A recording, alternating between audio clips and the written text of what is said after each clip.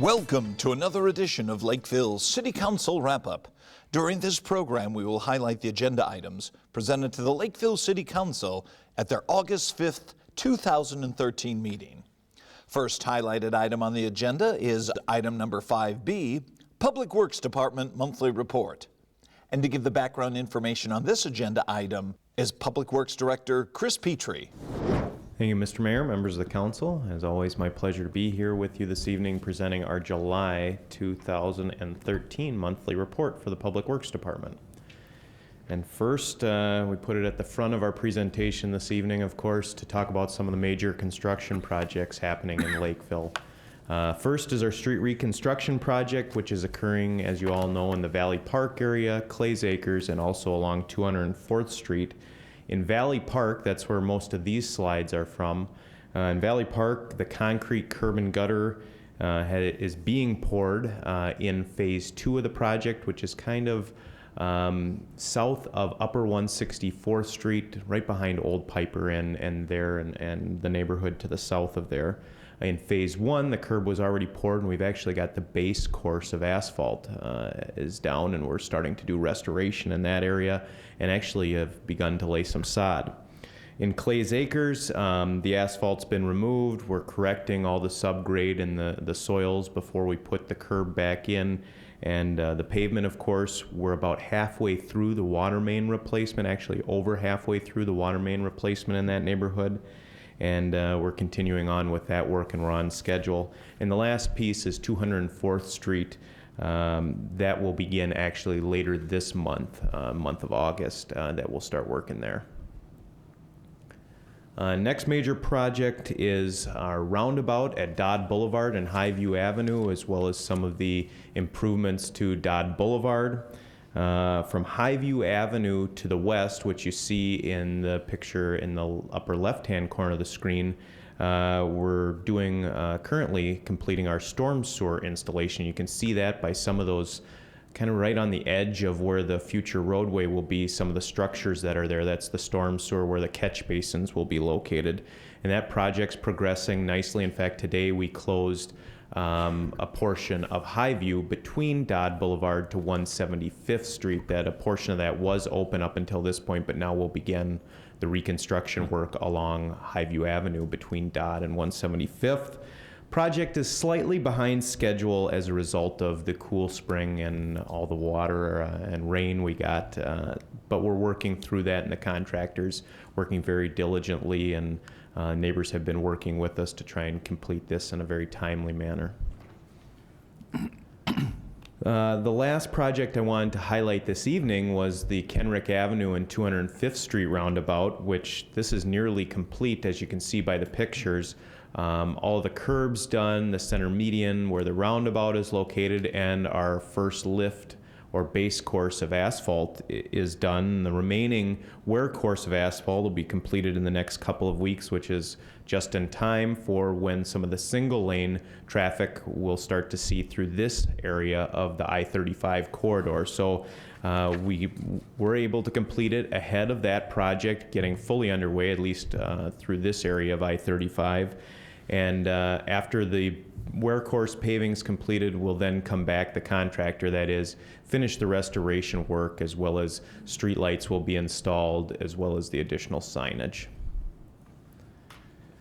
Now I wanted to talk a little bit, as many of you know, we received some substantial rains over the course of this summer, and one of those recent rains did wreak havoc on a number of our gravel roads. One stretch of 190th Street in particular, just east of Cedar Avenue, these rains washed sediment from the adjacent cornfield into the ditch, filled the ditch, and caused the road actually to flood and overtop.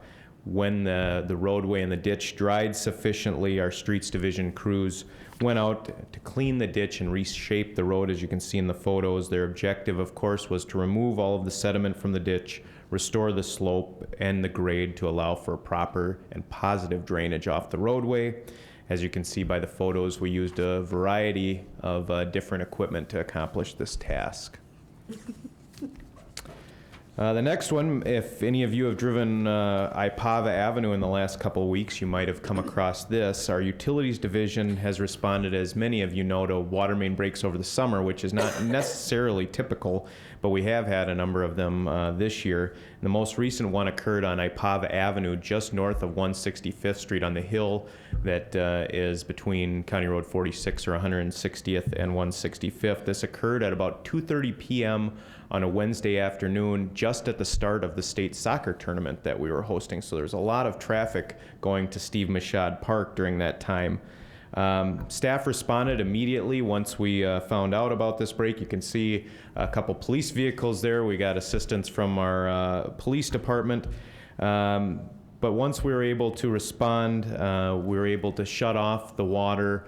Unfortunately, it left a couple of the businesses down at the bottom of Ipava, right near County Road 46 or 160th, the Ipava Marketplace, without water.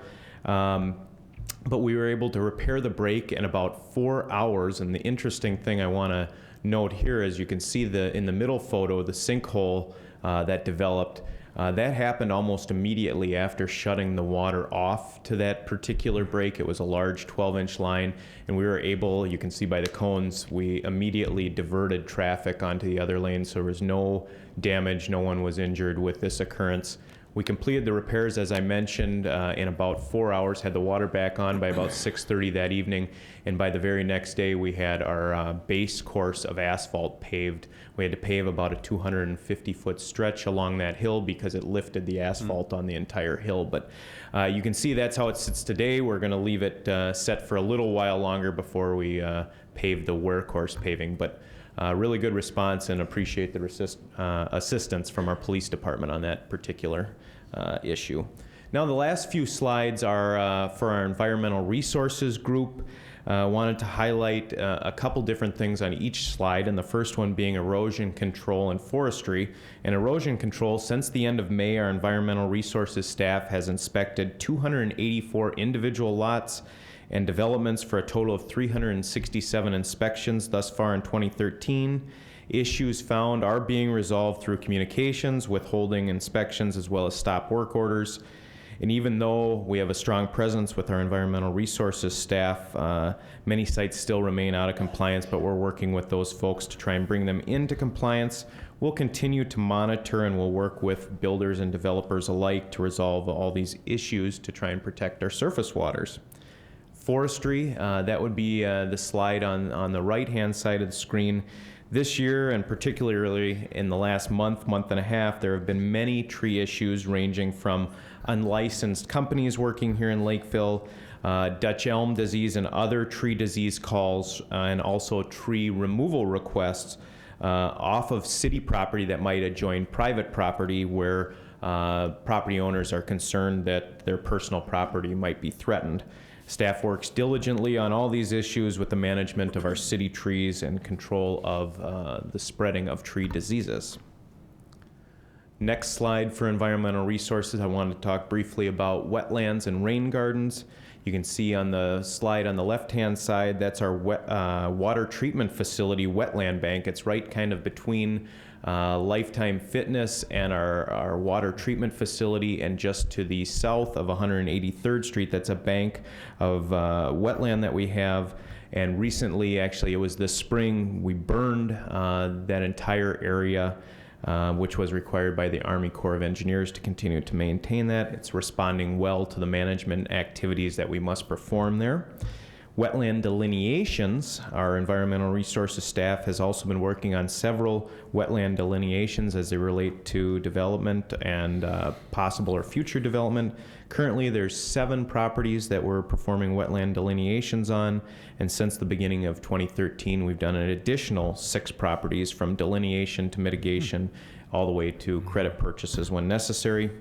The last photos there are of some of our city rain gardens. We have about 6 city rain gardens in the city, and you can see by the photos the before and after. We recently had Sentence to Serve out, helping us to manicure and trim these and get them looking a little better and performing better and functioning better for us. And the last slide for environmental resource, I see one of the photos is covering up some of our text, but we did have some storm drain stenciling with a local church group recently, where we had 20 students between the ages of 12 and 18 work with us to do some storm drain stenciling in the Flagstaff area. Any group can do this. Of course, it's to help protect our surface waters, and they can feel free to contact our environmental resources staff if they would like to do this as a community outreach project. And the last slides on the right-hand side are some photos of Orchard Lake. As you can see, the vegetation in the lake is abundant this year. It's just not curly leaf pondweed that's been the issue. There are 5 different species of native plants that are thriving, that have reached the surface of the lake. Of course, this changes from year to year. The good news is, as we've heard from our water quality experts, is that water quality this year has been actually better in the lake as a result of the plants helping to keep it clean. The growth is primarily occurring in about the first 150 feet or so from the shoreline, where it's the responsibility of the property owners. And we continue to survey the lake and take a look at the different plant growth, and that's evaluated by our environmental resources staff as well. And with that, that concludes our monthly report for July 2013. Next highlighted item on the agenda is item number 7, Minnesota meeting rooms. And to provide the background information on this agenda item is Associate Planner Frank Dempsey. What the City Council is being asked to consider this evening by the Minneapolis Meeting Rooms Incorporated is a religious institution in a RS2 single-family zoning district.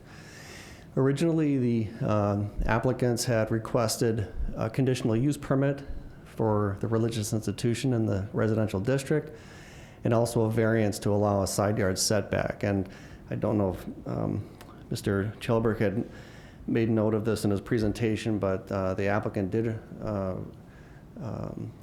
withdraw the request for the variance upon the Planning Commission's vote for non-support of that. And so what that means is that the garage is either going to have to be modified or removed from the existing house. Religious institutions are allowed in the residential zoning district. That's the predominant zoning district for churches in the city of Lakeville. They're allowed by conditional use permit, which allows the city to place certain conditions to make them compatible or suitable for the environment that they're proposed. You may recall that Minneapolis Meeting Rooms Incorporated requested and received approval of another church location at 212th Street near Dodd and Idaho Avenue. That was in 2011. And the same criteria that the Planning Commission, staff, the Planning Commission, and City Council used to establish either the support or approval or not approval of a request for a conditional use permit is based on certain criteria that are specifically identified in the zoning ordinance and addressed in the planning report. The location here is 9880 192nd Street. It is at it's a block east of Kenwood Trail, County Road 50. It is south of 192nd Street, and it is located just west of Iteri. This is the front facing. What you see is the garage and the driveway here. A little bit to the west is the existing landscaping, spruce trees near the street. This is further back at the intersection of Iteri and 192nd. You can see the house behind the public notice sign there. And this is the location approximately 50 feet from the intersection of Iteri and 192nd Street on Iteri, where the driveway for the proposed parking lot would go. Parking lot is required for a religious institution use. They're not allowed to park on the street, and you'll see that there's a condition establishing that in the conditional use permit. And the number of parking spaces are based on the number of seats that are capacity of their main assembly room, which happens to be 40, and that translates to 13.6, 14 parking spaces. The site plan is identifying a possible expansion of 4 spaces. I asked the applicants to do that, to allow the possible expansion of that parking lot for 4 additional spaces in the event that it was determined that they needed additional space. If the parking lot or the church building was ever to be expanded beyond that, then they would have to receive a conditional use permit amendment. This is a copy of the zoning map. The light yellow is the RS2 single family zoning. The darker yellow is the single family RS3. As you can see, the Appaloosa Farm neighborhood, which is predominantly east of Kenwood, south of 192nd Street, are 2.5 acre to 3 or so acre lots. The aerial photo here shows the location of this particular existing house and some of the surrounding structures. The site plan, which is on the right, shows the proposed parking lot. The building is located just west of that, and you can see access comes off of Iteri. This is a floor plan that's proposed, as described by Mr. Chelberg. It predominantly is the auditorium space, foyer, men's, women's room and storage, and an outside deck, which is existing. This is a sketch of a potential subdivision for some of the properties that are in Appaloosa Farms. This is a subdivision that was created in the late 1960s. And sanitary sewer was just brought to this area about 4 or 5 years ago. And this is meant to identify possible subdivisions of these lots. Most of them can subdivide at least once. Some of them can subdivide more if they work in concert with their neighbors. And some subdivisions already occurred. On the top left of the dark outlined is those 4 spaces. There is the Minneapolis Meeting Rooms Church property. Staff believes that potentially 3 lots could go into this. I believe that's what the property's been assessed for city sewer. If the zoning ordinance upon submittal of a plat does allow 4, then possibly 4 could go on the property. There were conditions that were established by the Planning Commission with this request. There were 18 that were recommended by the Planning Commission, and there was an additional stipulation, 19 stipulation, that was recommended by staff after the applicant indicated that they were going to be removing the garage to make sure that the garage, space, I should say the siding in that area and the architectural character of that building is reestablished to be compatible with the rest of the building. The public hearing, as you'll see in the minutes, there were approximately 15 persons that had signed up and spoke at the public hearing. There were numerous email communications that the City Council staff and the Planning Commission received during this process. There was a neighborhood meeting. Information was communicated, questions, and all that information was established in the planning report. The City Council packet includes the planning and engineering reports, plans, exhibits, findings of fact, correspondence and petition that was signed by area residents that were opposed to the conditional use permit and variance, as well as emails in support of the applicants, and some positive testimony from current and former neighbors of Minneapolis Meeting Rooms Church sites. Questions that were addressed by staff in the Planning Commission at the public hearing included questions regarding traffic on 192nd Street and the capability of the streets to handle the increased traffic. That's one of the criteria in the zoning ordinance for conditional use permits. 192nd Street is a major collector roadway, approximately 21 to 2,200 average daily traffic on the road today. In 20 years, it's anticipated to approximately double in the amount of traffic, regardless of whether this use is established on the site. Neighborhood compatibility was a question that was, or issue that was raised. That is somewhat subjective, but giving the information that's available to us for this applicant, that was determined to be compatible with the neighborhood. There were concerns, public concerns about view of the parking lot The attempt has been made to provide screening around the parking lot. I think you heard this evening from the applicant that they'd like to be able to modify that perhaps to make it more visually appealing than a solid row of a single type of landscaping, and leave that for discussion. There were concerns about crime impacts potentially on the property if this was to be developed. And Officer O'Neill from the police department did comment regarding his experience, police department experience with their other site here in Lakeville. Mr. Dempsey, could you also put up the remaining stipulations? Would you mind just clicking Oh, yeah, through? I'm sorry. That's okay. The stipulations here take into account, again, as I mentioned, the neighborhood meeting and the public hearing and staff review of the zoning ordinance. One of the concerns that raised was if the property is no longer used for a church or a similar assembly use, that the parking lot would have to be removed and ground cover reestablished prior to the occupancy of the building for any other use. The property should not be used for commercial, residential, or residential shelter use. No outside amplification. The well has to be sealed on the property, given the change of the use that's proposed, and city water is available to the property. Litter control, compliance with all federal, state, local laws. Building permits required. Any future expansion would require an amendment to the conditional use permit. They are allowed to have signs on the property. They're allowed to have wall signs. They're allowed to have monument signs. Staff feels that wall signs would not be compatible. In this case, they're not proposing that, but that's a condition we think is important to keep. Security to require completion of the site improvements.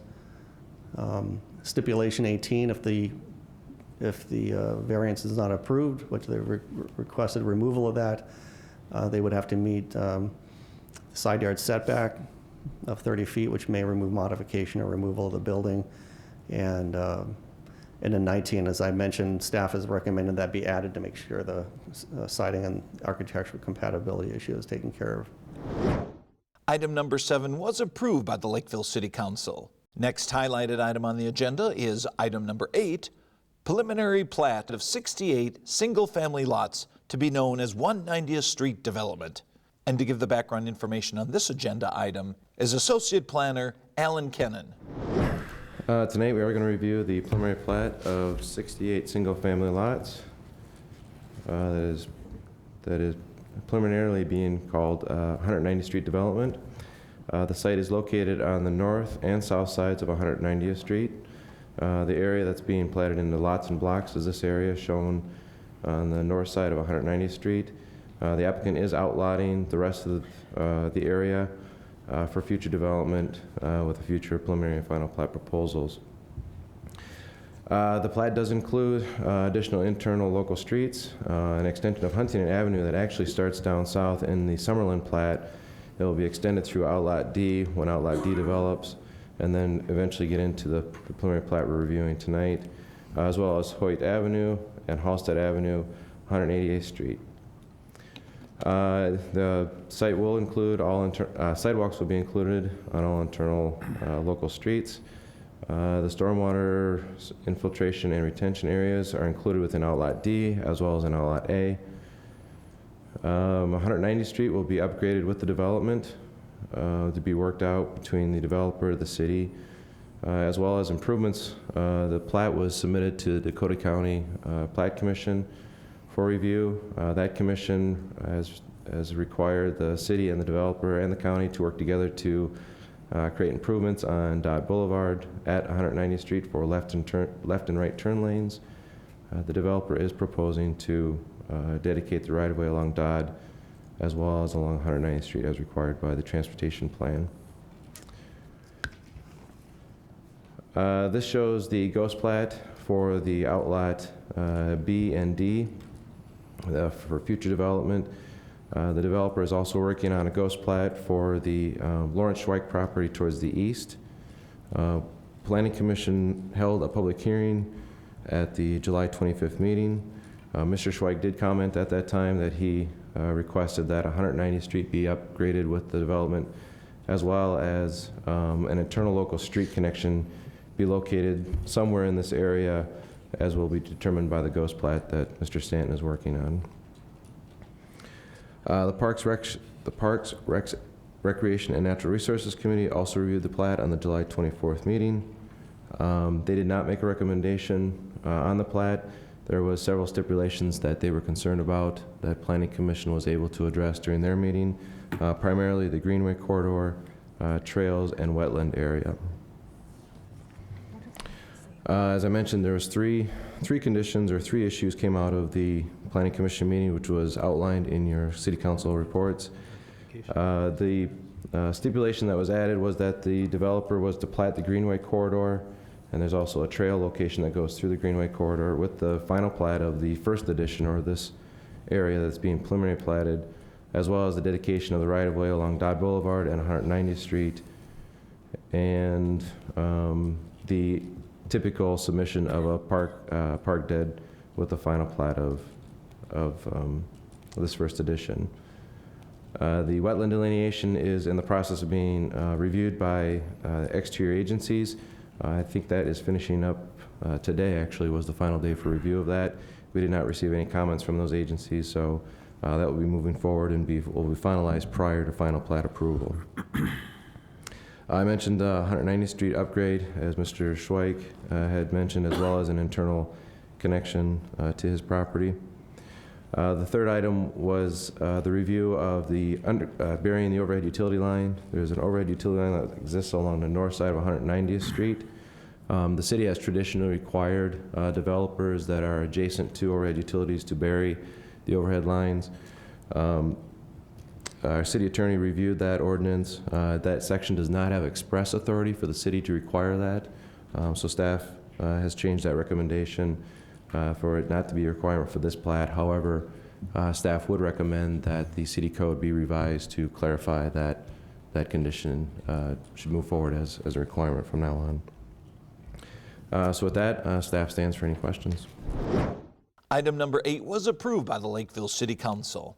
Well, those were the items presented to the Lakeville City Council at their August 5th, 2013 meeting. If you have any questions or comments regarding these agenda items, please feel free to call City Hall. The number is 952-985-4400. Thanks for watching this edition of Lakeville City Council Wrap-Up.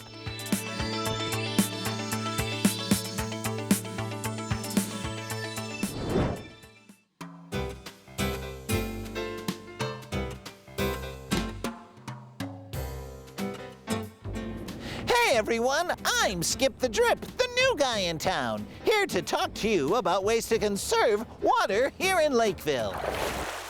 Did you know that the city of Lakeville is home to many water bodies, including lakes, wetlands, and creeks, which are treasured natural features that provide the community with opportunities for recreation and relaxation?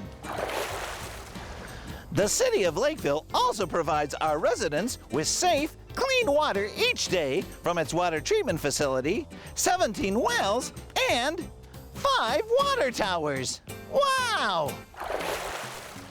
The city of Lakeville is committed to conserving, protecting, and enhancing our water resources.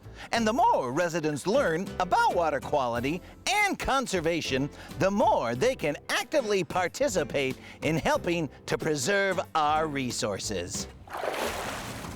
The city of Lakeville would like all our residents to have the opportunity to learn more about the importance of water quality and conservation, and an official water ambassador can help create awareness and provide education. So, it is with great pleasure that from this day forward, I, Skip the Drip, will be the official water ambassador for the city of Lakeville. I will do my utmost to educate and inform residents about all water issues that affect them, as well as trying to have a little fun in the process. So thanks for your time, everybody, and remember to use water wisely here in Lakeville.